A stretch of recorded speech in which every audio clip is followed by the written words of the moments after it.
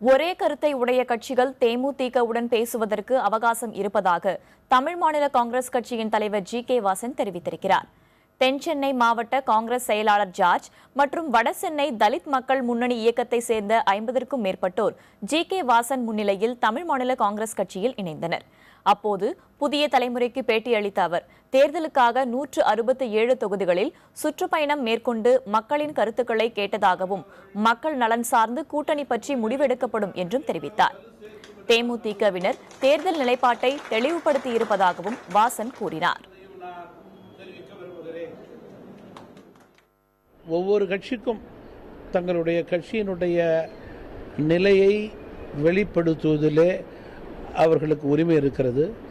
அந்த வகையிலே தேமுதிக தங்களுடைய நிலைப்பாட்டை தெளிவுபடுத்தியிருக்கிறார்கள்.